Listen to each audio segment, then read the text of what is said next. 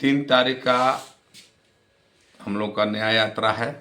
पतियामा से होकर जहानाबाद कारगिल चौक तक आएगी और हाँ, हम लोग जिलाधिकारी महोदय को ज्ञापन देंगे और उनके माध्यम से ही हम लोग राष्ट्रपति, प्रधानमंत्री और राज्यपाल महोदय को भी ज्ञापन भेजेंगे। सीबीआई क्यों रेफर किया गया? इसके बावजूद संतुष्ट नहीं है लोग, इतनी बड़ी एजेंसी है देश की।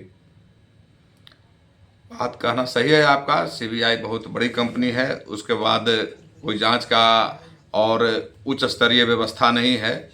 लेकिन आप भी देख रहे होंगे सीबीआई के पास बहुत काम है, तो उनको ये सब छोटा छोटा केस के लिए समय नहीं है। या तो ये साफ साफ कहा जाए कि सीबीआई को केस सौंपना या उसको बक्सा में बंद करने जैसा है।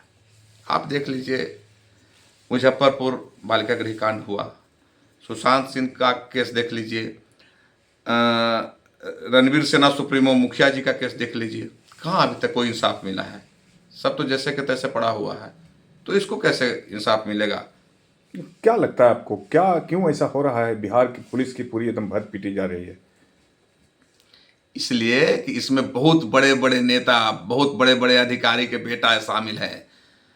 उजागर न हो जाए, उन लोग का चेहरा सामने नहीं आ जाए, इसलिए इसको दबाने का प्रयास किया जा रहा है। पूरी प्रशासन, सरकार लगी हुई है कि इसको दबाना है, लेकिन ये दबने वाला नहीं है। इसका मतलब एसआईटी या पुलिस को सब पता है कि कौन है क्या है? सबको सब पता है। हम लोगों को जब पता है तो उनको कैसे पता नहीं है? सबको पता है, इसलिए दबाने का प्रयास किया जा रहा है।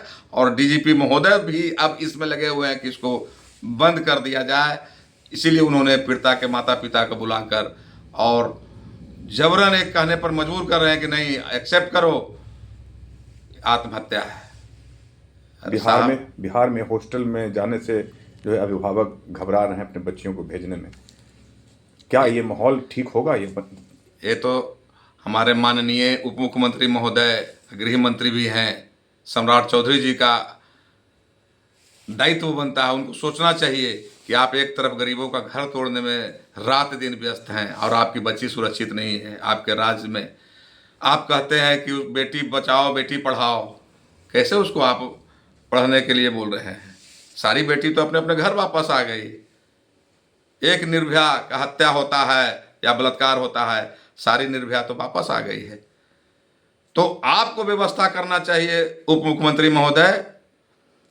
सारे जितने भी हॉस्टल हैं, अभी आप बिहार से शुरू कीजिए, सब पर कोई कानून बैठकर बनाइए कि वहाँ बच्ची जो रहे वो सुरक्षित रहे, वहाँ से पढ़ने जाए, कोचिंग जाए, स्कूल जाए, कॉलेज जाए तो सुरक्षित जाए, सुरक्षित वापस आए। इस तरह का कोई व्यवस्था आपको करनी चाहिए। घर तोड़ना पहले बंद कीजिए और बेटी को सुरक्षित कीजिए, तभी आपका अभियान सफल होगा। बेटी पढ़ाओ और बेटी बचाओ कहने से कुछ नहीं होगा। 3 फरवरी को कैसा समर्थन आपको मिल रहा है आम लोगों का?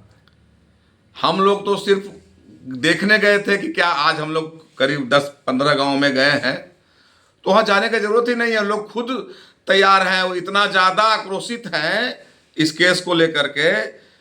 इसमें कोई जाति, कोई धर्म, कोई भेदभाव नहीं है। सबका कहना है कि छात्रा जो है वो किसी जाति धर्म का नहीं है, वो सब हमारे लिए बराबर है, हमारी बेटी है, हमारी बहन है, और सब स्वयं लड़ने के लिए रोड पर आने के लिए तैयार है। और यही लड़ाई नहीं, ये अंतिम लड़ाई नहीं है। न्याय अगर नहीं मिलेगा तो इसके बाद सारे लोग, पूरे बिहार की जनता पटना जाएगी, विधानसभा घेराव करेगी। यहाँ से नहीं होगा तो दिल्ली तक जाएगी, आप देख लीजिएगा। उनको चाहिए कि यथाशीघ्र, ठीक है आपने सीबीआई को दिया है तो आप एक रिटायर जज जो हैं हमारे माननीय लोग, उनका एक कमेटी गठित कर दीजिए, या जो अभी कार्यरत है उनके साथ एक कमेटी गठित करके और सीबीआई का रिपोर्ट उनके पास आना चाहिए, ताकि ये लगे कि नहीं कुछ जांच हो रहा है, वो आम जनता तक भी पहुंचना चाहिए, तभी संभव है, अन्यथा कुछ नहीं।